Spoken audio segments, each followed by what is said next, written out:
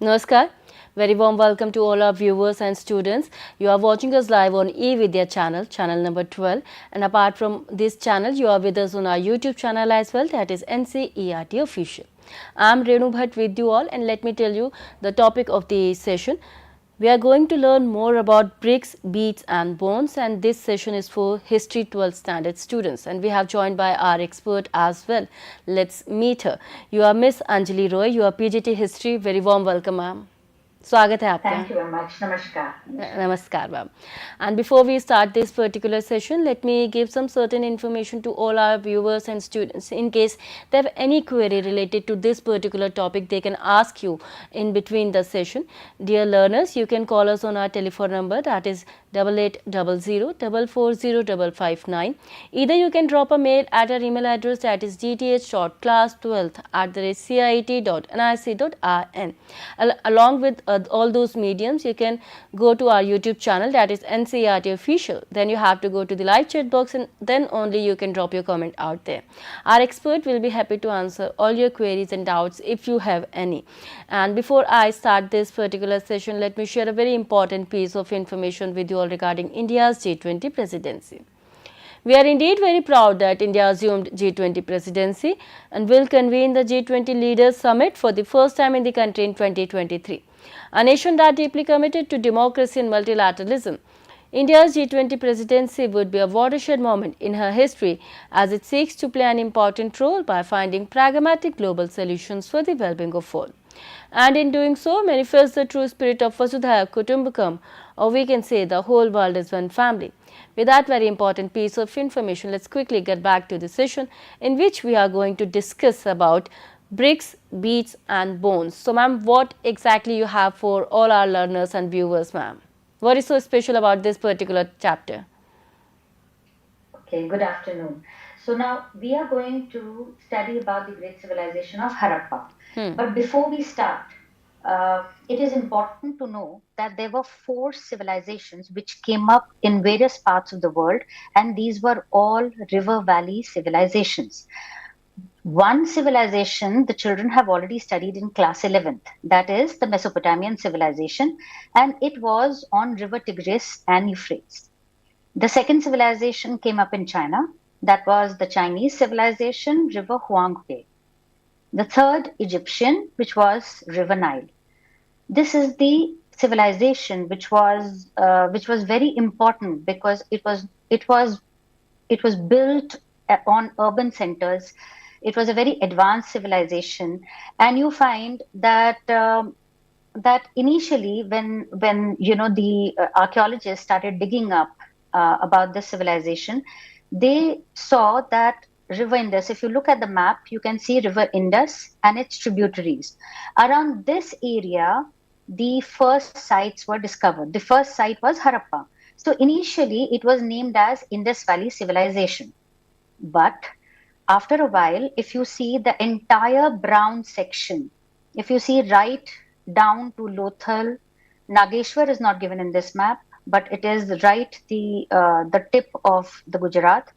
So Lothal and Nageshwar were coastal towns, and you find that when so many sites were discovered which were dependent on other rivers, they decided to name it after Harappa, which was the first site to be discovered. Now what happens? You find that suddenly a civilization does not come up. We are studying the mature Harappan phase.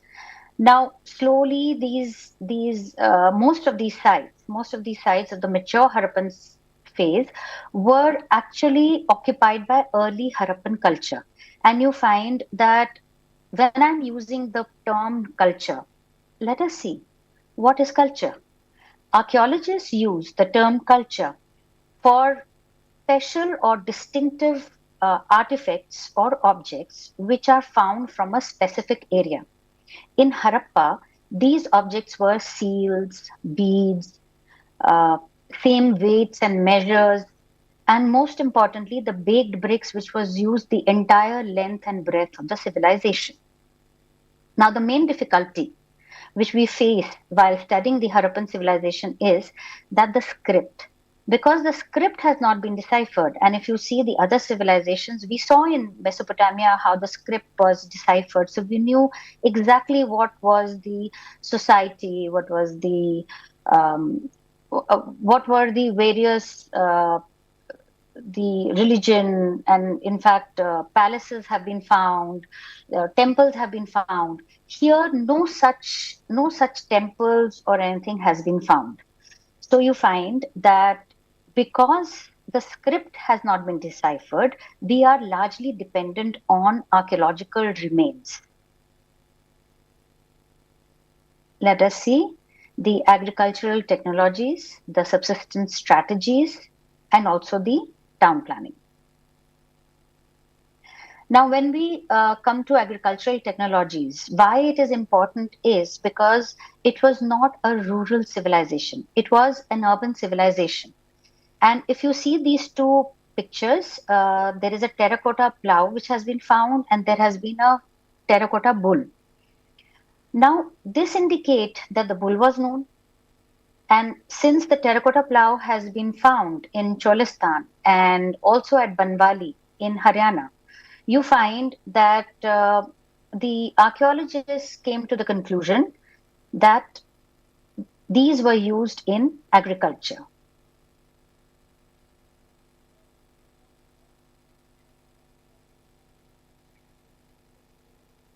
Yes. Now, there are a wide variety of sources which are available. The script is there, the weights and measures have been found. You find these tools, if you look towards the screen, these are copper tools which have been found in the Harappan civilization. There is also the extensive town planning. So basically, we are dependent on the archaeological remains. Why we are dependent is because the script has not been deciphered. So we are just conjuring. We cannot say with certainty that this was there, this was the social life, this was the political life, and hence there are a lot of question marks especially when we are trying to find out religion and we are trying to find out political setup and society. So our dependence on archaeological remains are quite a bit. So, like for example, if you look at this picture on your right, you find that we came to when we found these tools, the archaeologists said, "All right, these were the tools which were used for harvesting." Then the irrigation canals have been found at Shotugai in Afghanistan. There have also been traces of rainwater harvesting, which is now so very important for our country, found in Dholavira in Gujarat. And if you see that all these implements, they tell a story.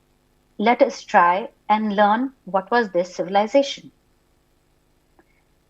Now we come to the town planning. I think when we are talking about the town planning was far scientific, and if you compare it with the present day cities, hardly any city can match up to the way these cities were constructed. Now, if you see, this is the site plan of Mohenjo-daro. I have taken it from the book itself so that you understand that what it was. Now, on the left-hand side is the citadel. So the city was divided into two parts. One was the upper town. Why it was called as the upper town was because it was at a relatively higher height.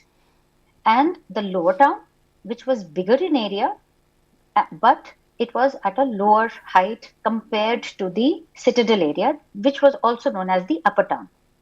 Now, if you see, most important public buildings were found in this area, the citadel area, and you find that because no palace has been found, no temple has been found, so archaeologists largely believe that the upper town was where the ruling classes lived, and the lower town was where the common people lived. But the most interesting aspect of Harappan civilization was that they the entire town planning for in the lower town was also made of burnt bricks, and that is why it has survived. Whereas if you compare it with the Mesopotamia, you find that the palace has been found, the ziggurats have been found, the temple, but for the common people, not so much we can come to know, except that it was not a planned city. Now, before we move towards the town planning, I wanted to tell you that because it was an urban culture, the people who lived in the cities, they did not practice agriculture. And you find that grains have been found at Harappan sites, which include wheat, barley, lentil, chickpea, sesame. Millets also have been found from sites in Gujarat. So rice was not found in so much of a number. You find that animal bones which have been found in the Harappan sites, they include cattle, sheep, goats, buffaloes, and pigs. So studies done by archaeologists indicate that these animals were domesticated. Now let us see the upper town and the lower town, and let us go on to the remarkable feature, which was that the burnt bricks were used for building the entire town. Now, if you see on the picture, these are the three bricks which have been recovered. And if you see that there is a difference. So I have given the specifications, but the bricks which were used were standardized bricks of uniform size. Burnt bricks were used, and you find that the bigger bricks have been found for use in the fortification area. However, both sizes had identical proportions. Now, if you see on the left hand side, the corner is the actual site image of Harappa. And when you look towards your right, this is the reconstruction which has been done of the gateway. And this, of course, this was the first site to be discovered. So artists have been able to uh, explore that what was the entry, how the city was planned, and this I wanted to show you. Now, this was the site in Kalibangan, and you find that the lower town and the citadel is clearly visible here. Of course, this is an artist representation, but you will get an idea of how the citadel looked and how the lower town looked. Okay. Now, let us first understand the upper town. Upper town was also known as citadel. Now, if you see, two pictures have been given. On the right is the actual site image of the Great Bath, and on the left, the artist representation of Great Bath. Now, this Great Bath has been found in Mohenjo-daro, and in fact, the chapter begins with that. And on this, usually a long answer question comes. So listen carefully. You find that two important public buildings have been found in the citadel area. One is the Great Bath. I have given the measurements. This was a tank situated, which measured 11.88 into 7.01 meters and 2.43 meters deep.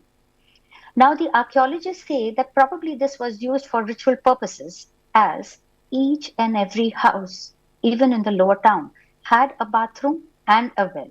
So, what was the need for this tank? Probably people gathered and came on special occasions to do ritual bathing. You can connect it to present day times where a large number of Hindus congregate to Haridwar for ritual bathing.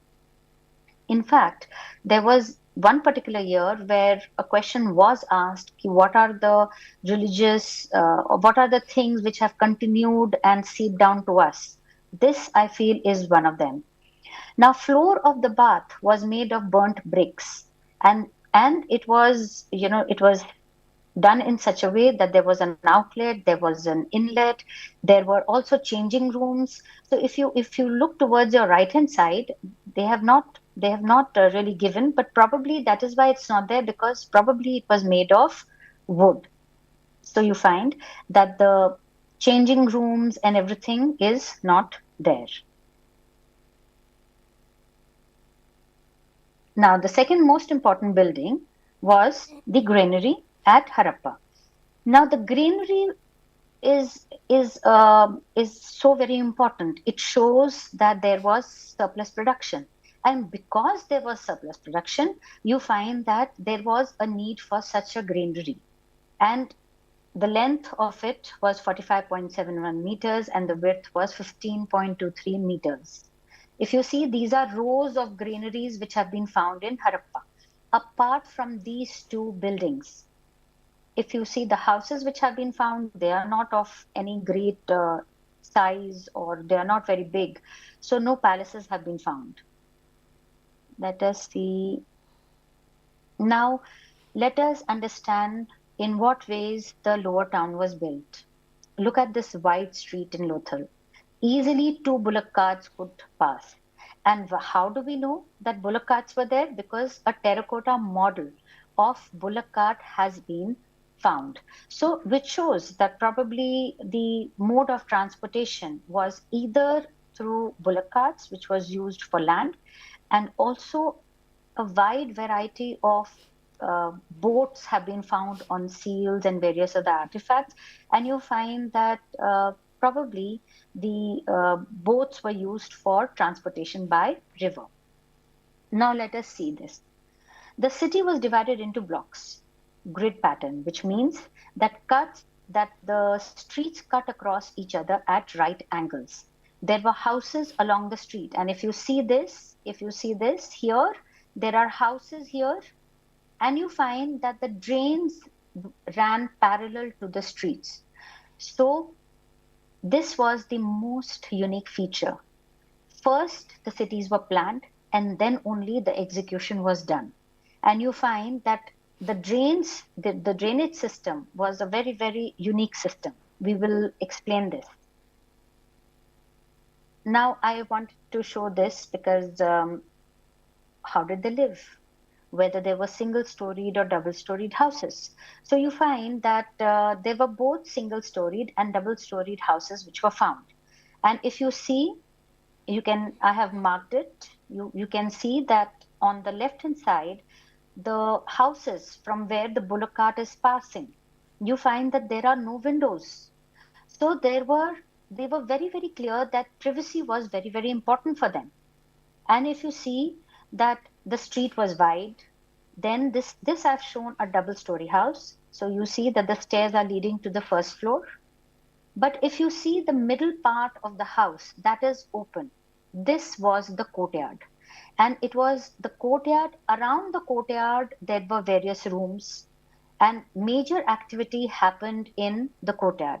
In fact, even in Delhi, if you see these old government houses, which are, of course, a lot of them have given way to newer high rise buildings, but the architecture of this can be found in various parts of the country. The middle part was the courtyard. It did not have a roof. And you find that the major activity happened there. The people are playing there. The children are playing there. Right. The women are, working there. They are, whether it is washing clothes or whether it is cutting vegetables, all that is happening in the courtyard area. Now, if you see, there is a well, which I just spoke about, that why we see that the great bath was used for ritual purposes, because there was a well, and adjacent to it was the bathroom. And you find that one, the it was very, very important for them that one wall of the house was alongside to the street. And the water or the wastewater which from the bathroom flowed directly into the front drain, which was in the front of the house. Now, if you see that the roofs, if you see, these are flat roofs because of the weather conditions, and you can see that in areas where the sun is direct, it is better to have flat roofs. Now, let me just take you down to this. Now, if you see on the right hand side, this portion is the drainage area. Now, there is evidence that the streets with drains were laid out first, and then only the houses were built. There were covered drains with manholes at regular interval to aid cleaning. In fact, when these cities were being excavated, they found at a lot of places there was domestic waste which was collected, and it was not carted away. That was still visible. Then the domestic wastewater was connected with the main drain, which meant that the houses had one outlet which was connected to the main drain. Now, this system was not only found in larger cities, but also found in lower cities, for example, at Lothal. And we have evidence that in some places, while houses may have been built of mud bricks, but the drains were always built of burnt bricks. So there was a very high degree of cleanliness which was followed by the Harappan civilization. So when you see the houses, they are, very clear that they need privacy. So when you open the door, you could not see the entire layout of the house, and no windows on the ground floor. Whereas the drains, if you see, there are manholes and they are clearing it regularly, and the domestic waste water from each house was directly connected with the main drain. Let us now go on to the next slide. Man, and before we proceed further here, we are very eager to know about the Harappan, the town planning of Harappa, and is it widely known as that it was remarkable, especially the salient feature of the drainage system, ma'am? Yes. Now, this is what I think that each child should understand, that it was a very remarkable town planning system because the cities were first planned and then executed. Something like what we have. We can compare only one city in India, and that is Chandigarh, which was planned properly and then Right. executed. Hmm. And I explained about the grid system. I explained how the cities were how the roads cut across each other at right angles. There were wide roads. I also explained how the houses were were built alongside the streets, and the drainage system was next to the houses, so that the entire sewage from the houses was directly connected to the main drain. Now, what you're seeing on the screen is an enlarged photograph of the bathing platform, the well, the sewer system. And if you see here, this is the drain which is connected and the effluent disposal system, and it is directly connected to the main drain which was on the streets. So you find that there was a manhole also, there was a soak pit. From there, the wastewater carried forward. Now, the location, I have always said that the location of the well was near to the street. And there was also a door which was near to the bathroom and near to the well. So the archaeologists thought that maybe that it was open to whoever wanted to use the well, wanted water, or wanted to just uh, just use the water. It was open. I hope this has been understood that the drain connected the house drain with the street drain. Now we come to the next question. The next question is, of course, that what were how do the archaeologists track whether there were social differences in the Harappan civilization? Now, archaeologists use two techniques. One is when they examine the burials. Now, this photograph I have given from Rakhigari because the excavations have going on in this area, and remarkable excavations are going on. I hope that all of you are going through the latest discoveries which are happening. Now, if you see burials, and the second is use of luxurious or the common goods. Now, when we come to the burials, the archaeologists wanted to see whether there were some kind of a difference in how the dead were generally laid. So when they started seeing, they realized that the dead were generally laid in pits, normally in the north-south direction. In some hollowed out spaces was lined with bricks. So there were some pits which they found had had use of bricks. Now, it is difficult to say whether this is an indication of social differences because the script has not been deciphered. But maybe this was, maybe the upper sections of the society, because it is clear that division had to be there. This amount of construction activity which was required, the town planning, the drainage system, there had to be a state system. There had to be somebody who was giving the orders. So there were bound to be some people who were working as laborers. So you find that that maybe this said that okay, this was a social difference, that some of the hollowed out bits were made of bricks. But when you're writing an answer on Harappa, you will not state with clarity that this is what happened. Until and unless the script is deciphered, you cannot write that this is what was there, this is what was there. So let us go on to the next aspect. The scattered burials have been found, and also discrete symmetries have been found at different sites. Now, there have been few skeleton remains, which suggests that maybe cremation was also practiced. And you find that some urns have been found where human bones and ashes have been found. Now, if we see what are the items which were found inside the burials, the archaeologists were very eager to see what was buried, partly because by this time the pyramids had been discovered, and the wide variety of gold and jewelry was buried with the Egyptian kings. They wanted to see whether something like this was happening here. So they found, if you see on the right hand side, these are the earthen pots which probably contained food grains. They were placed in some grains. There were also some graves which contained pottery and ornaments.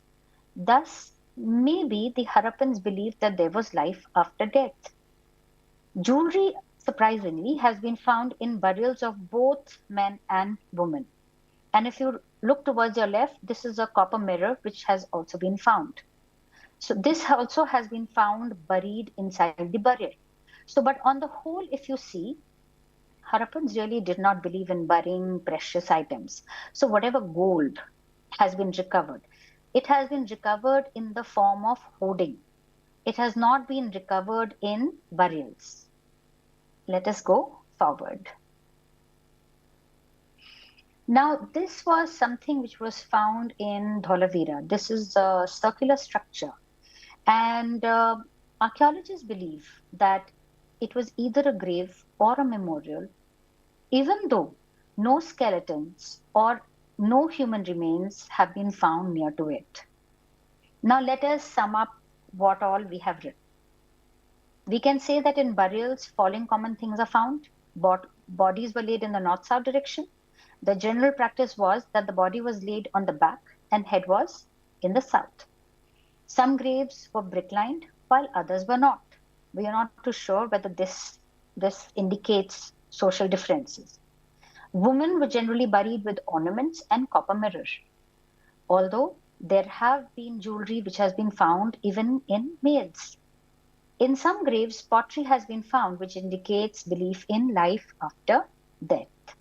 Now, let us see the second aspect. Now, I have already explained to you about the burial practices. Nothing is really clear whether a particular grave which was unearthed was of a upper class or middle class or a lower class, because nothing significant, almost the same things have been found. Now, another thing which the historians depend on is the use of luxurious goods or the use of utilitarian goods. Now, how do they differentiate? How do they say that, say, for example, this pot which you see on your right hand side, this is a faience bottle. Now, the archaeologists believe that objects were luxurious if they were rare, or they were made of costly, non local materials, or it involved complicated technologies. So they found that this faience bottle was very, very complicated. Also, it was found only in bigger sites. It was not found in smaller sites like Lothal. Only in bigger sites like Harappa, Mohenjo-daro, Rakhigarhi, all these things have been found. Faience bottles have been found. So they believe that because it was difficult to make, because this is a material made of ground silica or sand mixed with color and a gum, and then it was baked. This was considered precious because it was difficult to make. Also, it has been found only in big sites. So the archaeologists thought probably these were perfume bottles. And what are utilitarian things, which were found in large numbers? If you see the pots, the cooking pots, the crockery which has been found, most of it is made of terracotta, and you find that these have been found in large numbers in each site. So when they started saying that all right, fines was probably used by the upper class people, the difficulty came when the needle which was used for spindle wool was made of uh, fines. And hence, you find that archaeological remains are not really enough for us to understand the society or understanding the social differences of the time.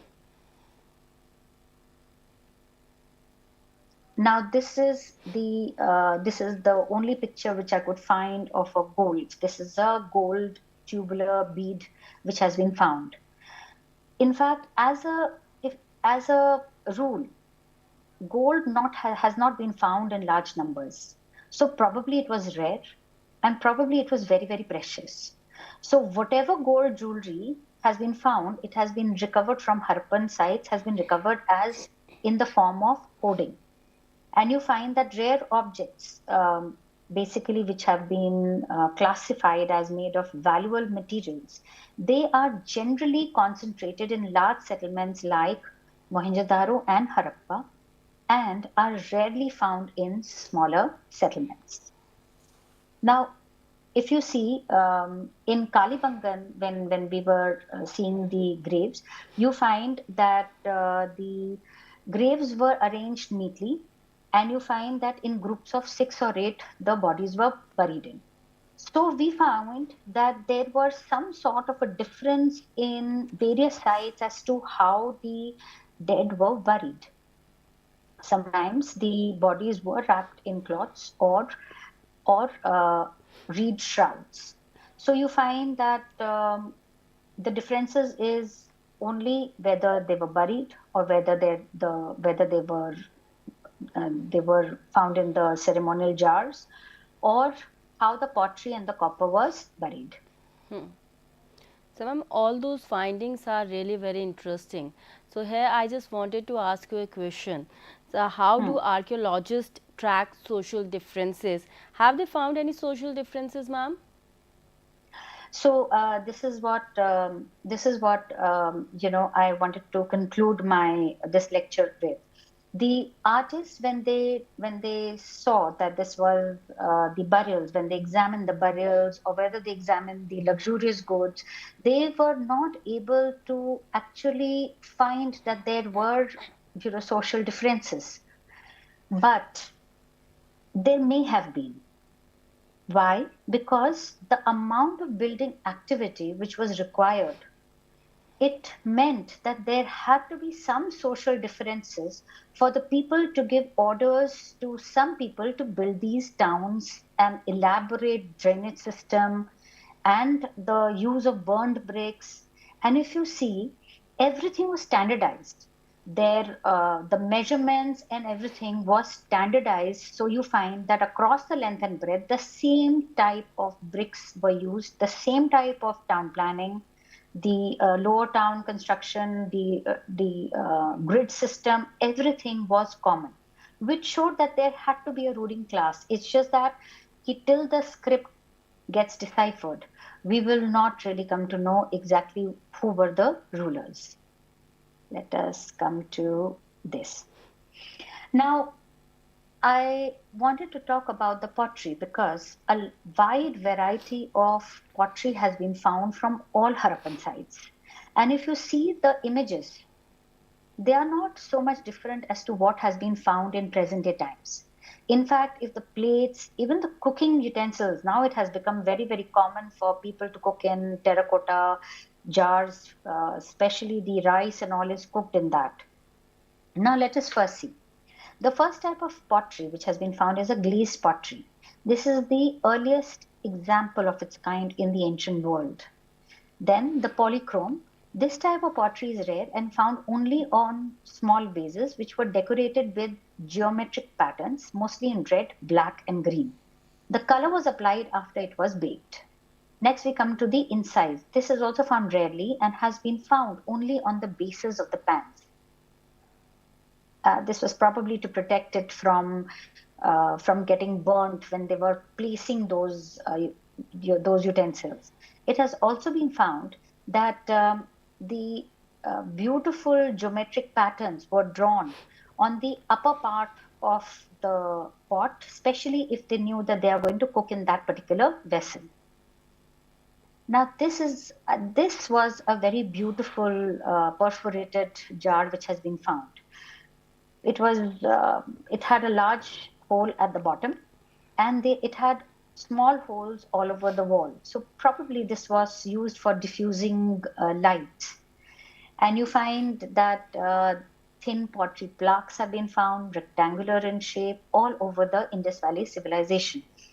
These were probably used for writing, and it is similar to the wooden tablets in current use in North India. Now, pottery of ancient Indian cities is not at all primitive, and it is suggestive that the shapes and the development had artistic creations and advanced techniques. Now we come to the craft production.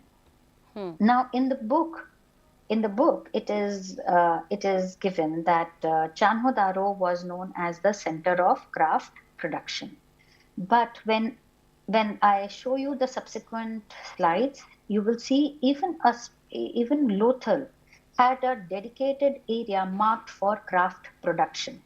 And you find that probably, it was because both Nageshwar and Lothal were on the rivers, on the ocean.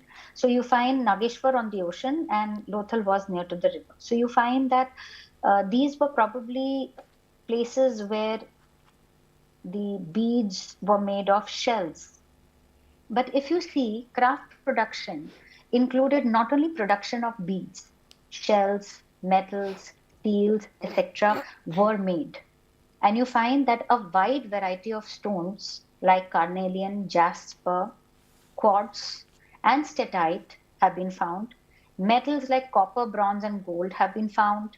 And you find that shell is there, faience is there, terracotta was also used to make these, whether it was beads or whether it was the steels which were made.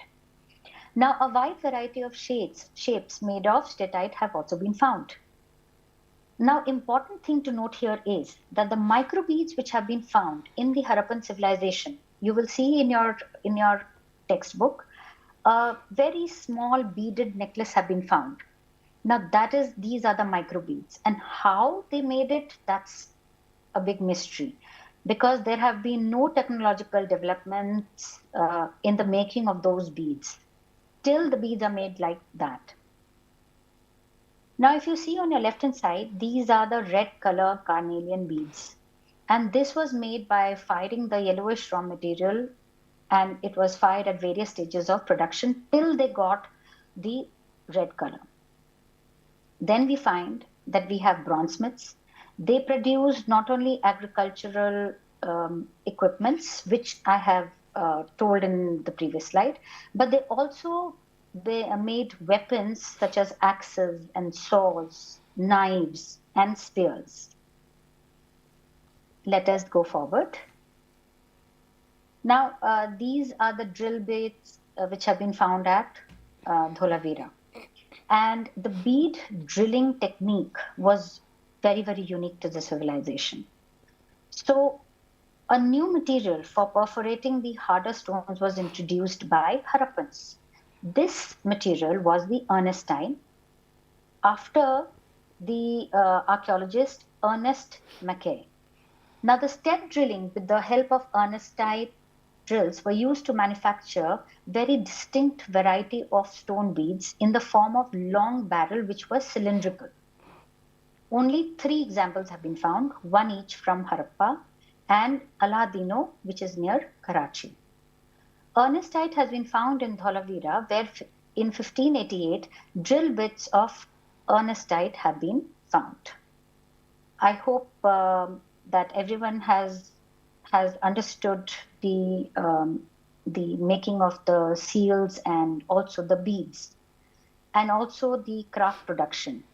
Now, when you see this map on your right side, clearly the upper town, lower town, of course, is there. The bathing platform is shown. The symmetry is shown in this tank, in this map.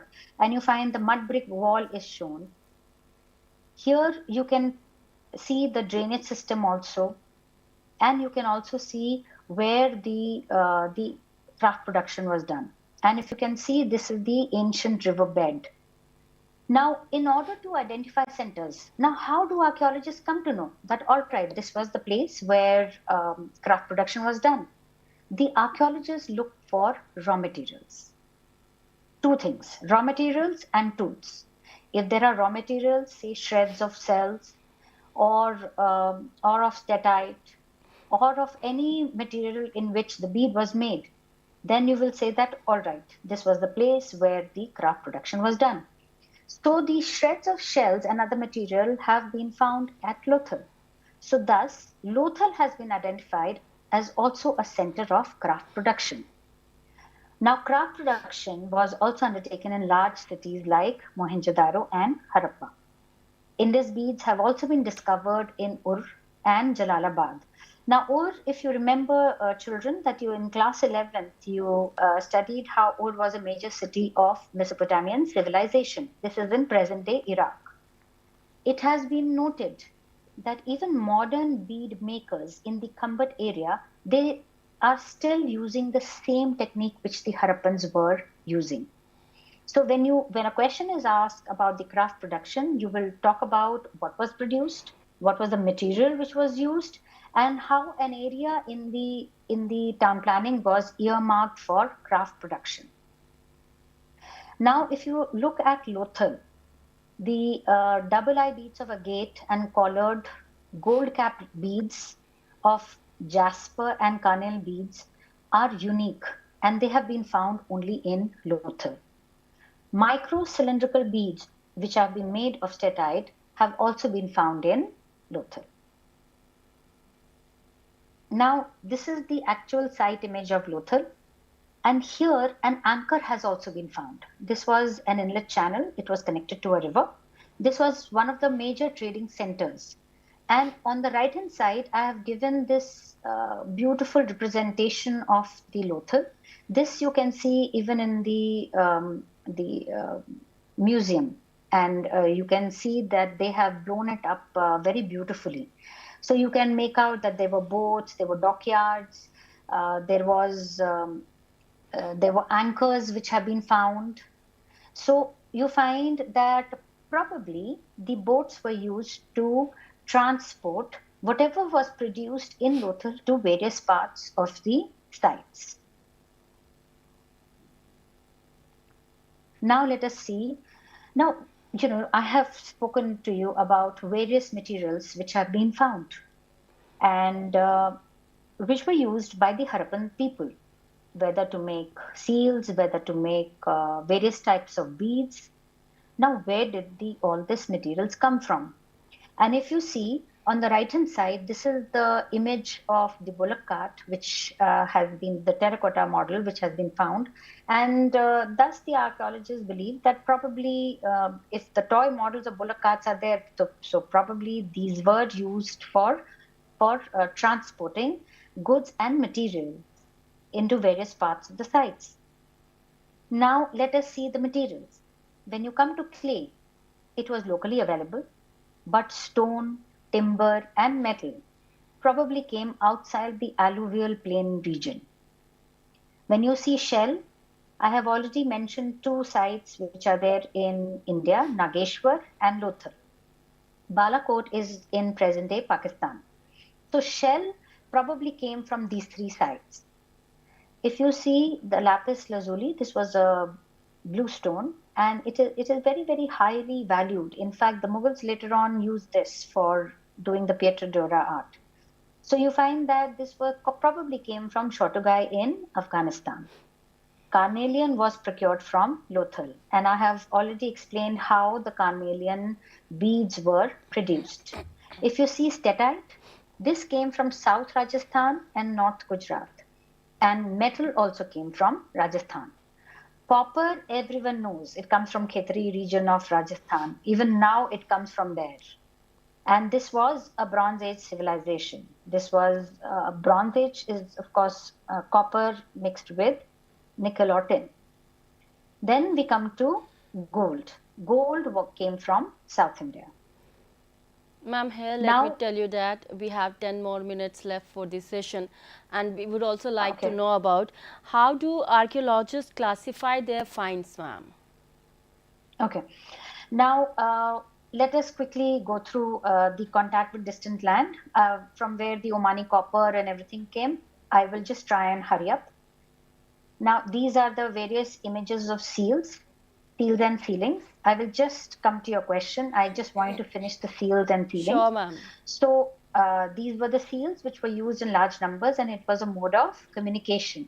And it probably contained the identity of the sender. And very beautiful images have been found on the seals. And if you see the script, I have given you the image of a script. The script has not been deciphered. So because why? Because there were many signs between 375 and 400. And only thing we know is that it was written from right to left, and a wide variety has been found on seals, copper tools, jars, copper and terracotta tablets, jewelry. Everywhere the writing has been found. It's also, there is also a famous sign of Dholavira. And these are the various images of seals. This is the unicorn seal. Okay, now when we come to the religious part, or whether we come to that, what did they worship? Now the archaeologists base themselves on the seals.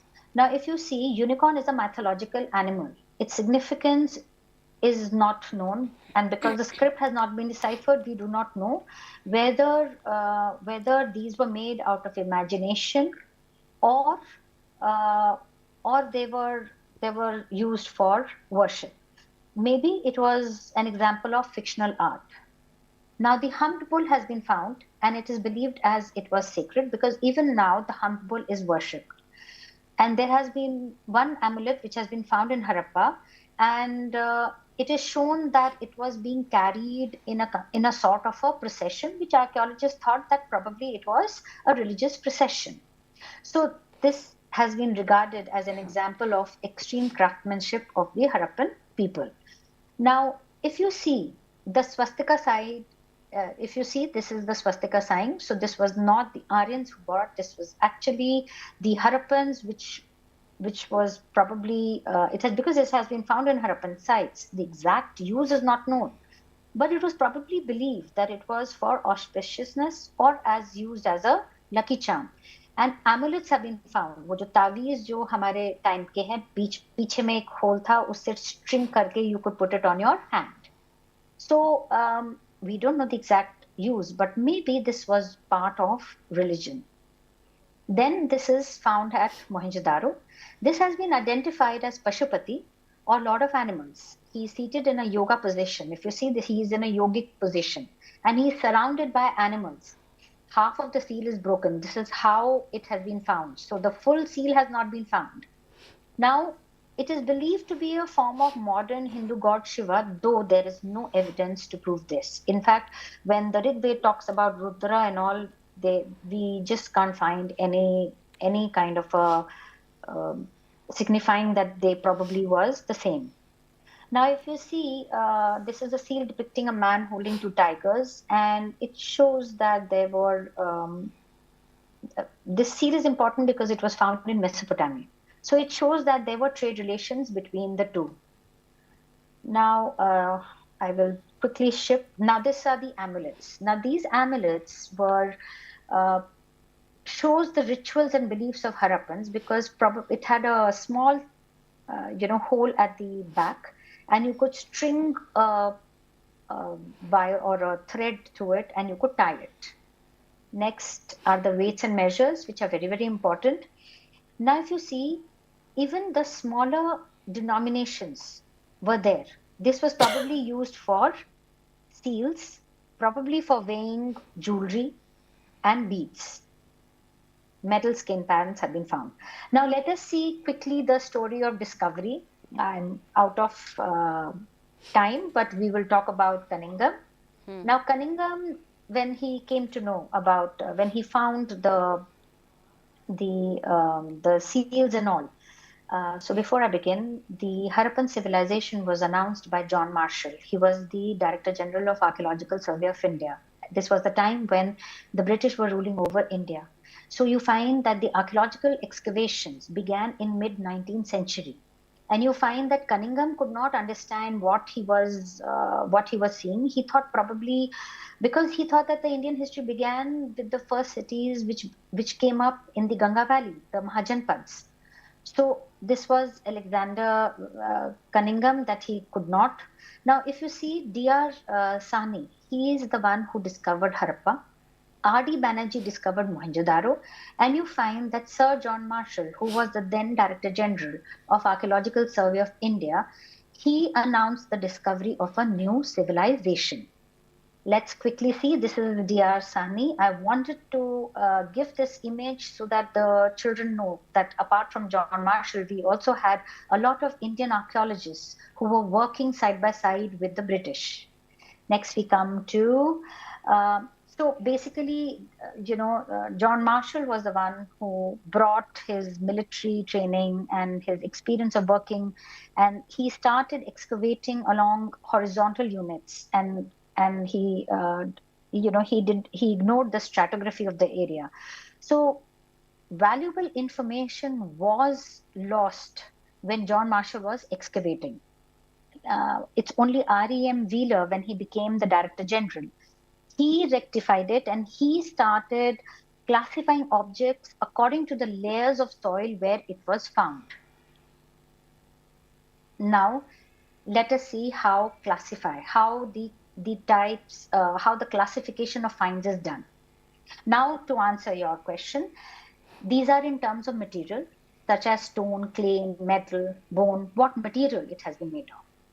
What in terms of function, whether it was an artifact, whether it is a tool, whether it is an ornament, or it is both, or maybe it was used for ritual uses.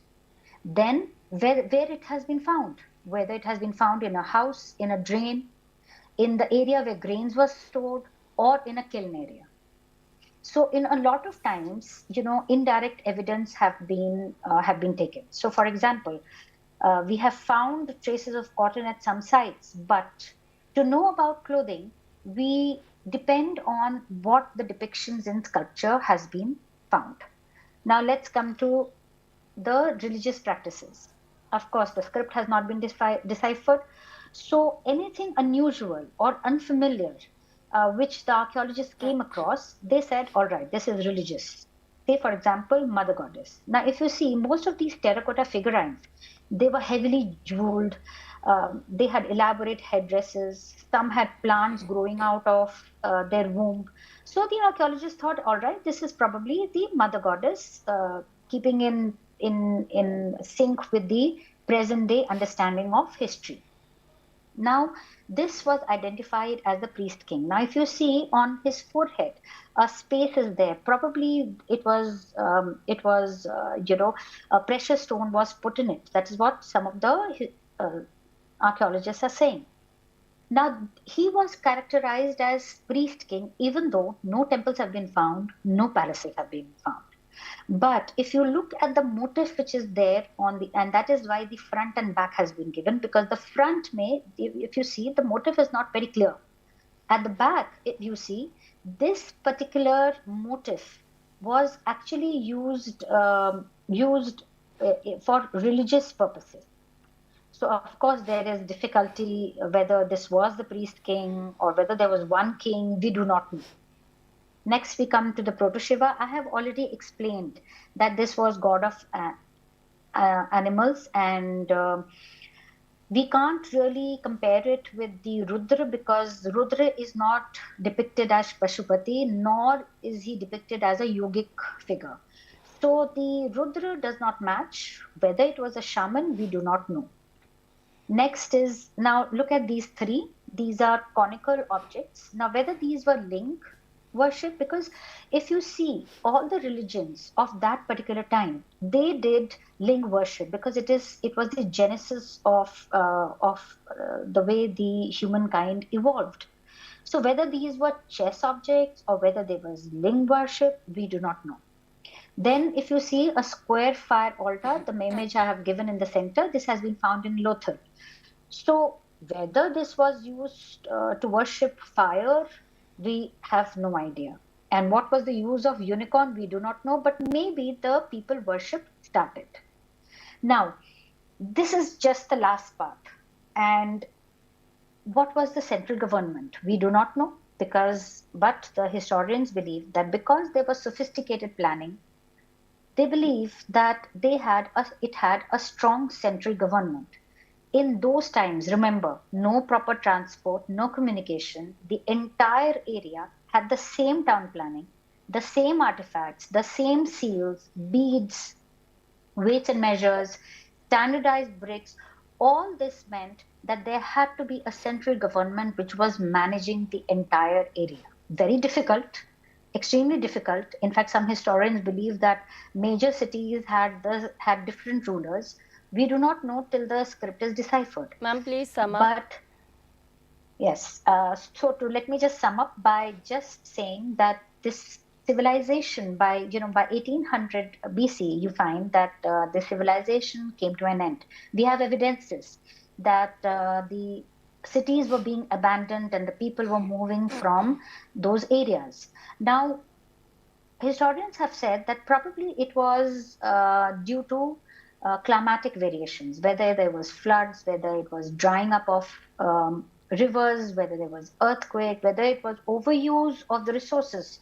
We are not too sure. It may hold true for some states, but the historians believe that the strong central government was responsible for the decline of the Harappan civilization because the central government declined. You find when the people moved from those areas and came to the Middle Gangetic area, you find that they are not building the same cities. It is a largely rural civilization which comes up. Now, there are reports of Aryans coming towards in India, but there has been no archaeological evidence which suggests that the Aryans came to India, and also most importantly, that they were responsible for the decline. So largely, it was a mix of climatic factors and also a strong central government which actually declined. And Right. you find that these cities did not come up. I hope the students have understood the various aspects of the Harappan civilization. If in case any questions are there, I would be happy to answer. Ma'am, we are running very short of time, so we have to wrap up this session. Okay. But you have explained us very beautifully and in a detailed manner, ma'am. Thank you so very much for being with us. Thank you. Thank you very much. Thank you. Thank you Namaskar. so very Thank much you. for throwing light on Harappan civilization, and apart from all those civilization, on the archaeological things we have. It's indeed very precious things for us. And before I wrap up this session, let me share a very important piece of information with you all regarding NCERT's textbooks. NCERT textbooks for the year 2023-24 are available throughout the country, and these textbooks may be purchased directly from NCERT sales counters located at New Delhi, Ahmedabad, Bengaluru, Kolkata and Guwahati. And these sales counters will be functional on all the weekdays, including all the gazetted holidays and Saturdays and Sundays as well, from 9:30 a.m. to 6 p.m. And you may also place order for the books online from our website, that is ncertbooks.ncert.gov.in, and these books will be delivered at your doorsteps with no delivery fees. And in case if you want the soft copy of all those books in PDF version, it can also be downloaded online for free from NCERT, Diksha, ePathshala website and from our mobile app as well. Please visit our website, that is ncert.nic.in, to know more about the authorized vendors. With that note, me Renu Bhatt along with my whole team is taking your leave, but you stay tuned to eVidya channels and NCERT official YouTube channel for more informative programs. Namaskar.